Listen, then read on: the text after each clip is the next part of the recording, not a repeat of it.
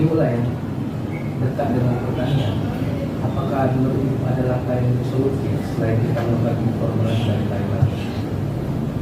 Dengan dinamika sawah kita semakin berkurang. Itu tadi maunya kan kalau menurut ibu sih yang lahan pertanian itu kan ini ada kebijakan pemerintah gitu, misalnya terkait dengan lahan pertanian itu misalnya ada penjualan lahan gitu kan dibatasin gitu loh. Ini lahan pertanian loh, ini lahan sawah gitu.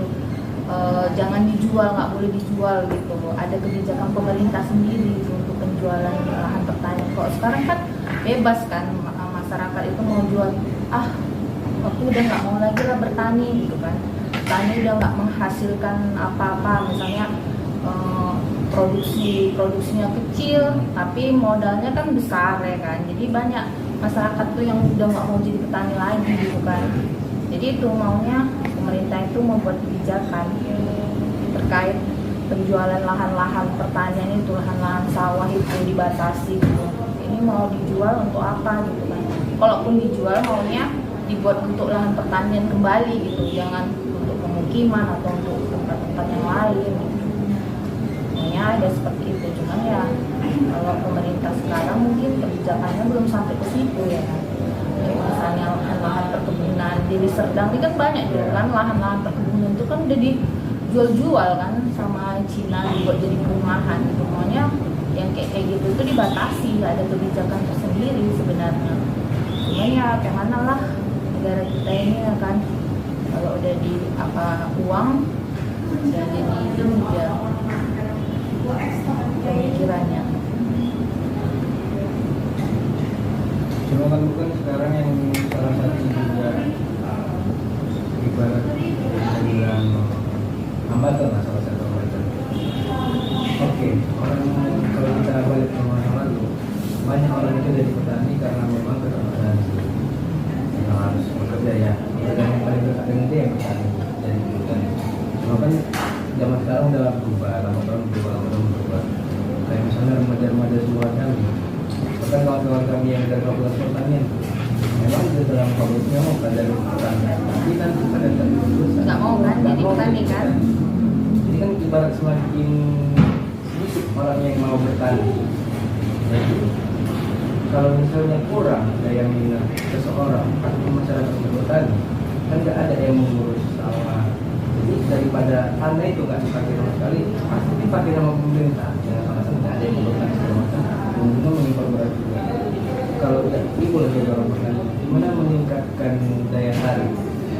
Itu dia kemarin itu program pemerintah itu petani milenial itu, siapa yang mau jadi petani milenial dikasih apa itu, ada dia programnya, dikasih berapa gitu, ada digaji berapa gitu, ada insentifnya gitu untuk petani milenial. Mau di sekolahkan lagi baru dikasih gaji sekian gitu. Ada itu program batas usianya 35. Itulah supaya menggenjot, supaya anak-anak muda yang baru-baru tamat sarjana pertanian supaya mau jadi petani.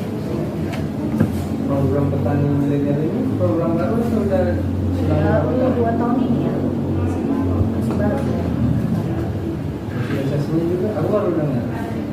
Petani milenial berarti ibarat kayak sistem ini, ada orang yang dipekerjakan sama pemerintah manajemen pertanian.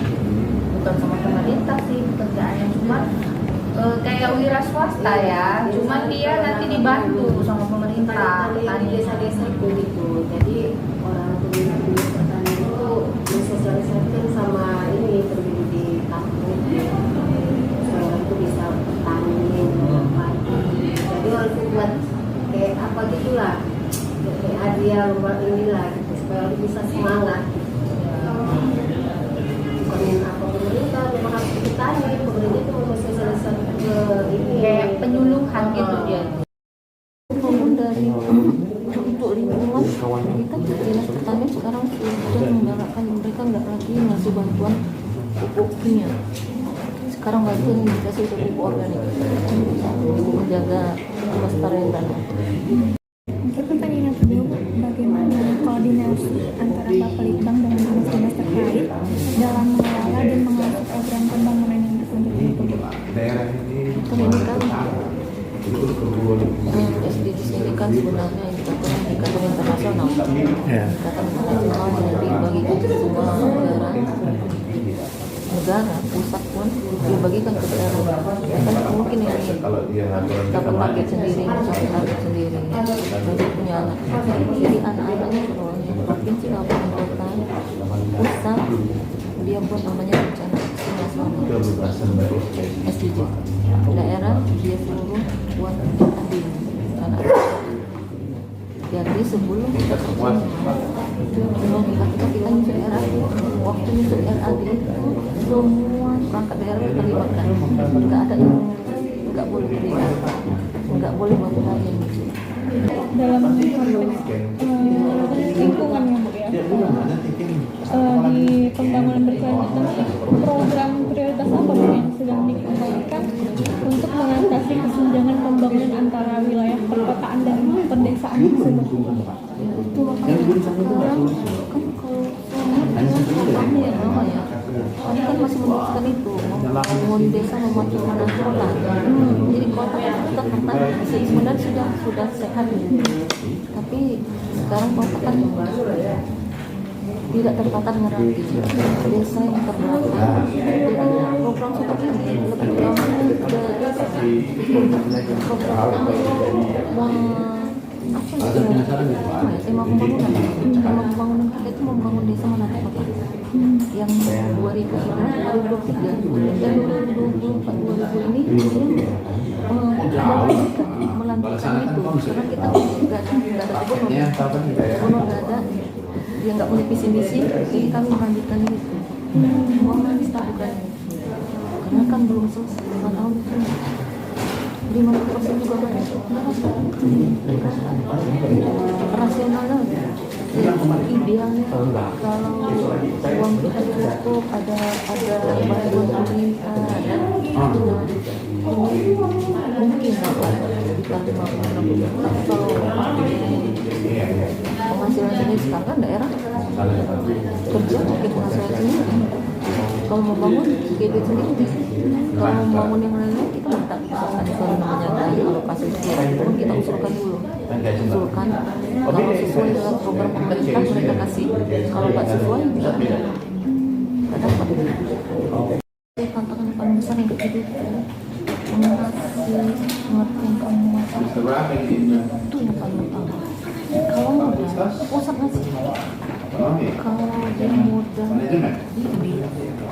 tenaga penghati dikasih semua free dari pusat. Ini yang paling susah mengerti masyarakat, mengasih mensosialisasikan masyarakat.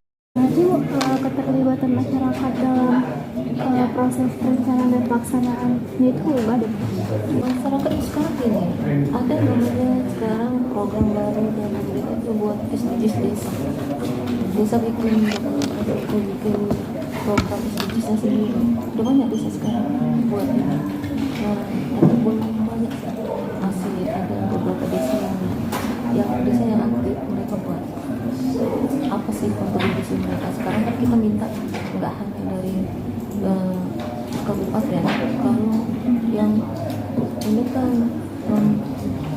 dulu hanya sampai sebatas kabupaten yang mengkoordinir desa. Sekarang desa dia mengkoordinir masyarakat untuk melaksanakan untuk mencapai target SDG. Sekarang kan kita program desa itu mereka punya program kayak desa wisata. Sekarang kan lagi ngetren ya desa wisata. Kalau dia punya sawah dia bikin itu. Dan itu salah satu dia dapat faktor ekonomi dapat, lingkungannya dapat, pohon terjaga, orang bisa itu banyak tuh yang sungai, mereka bikin kolam, yang bikin ini udah macam-macam juga. Sepanjang itu tidak merusak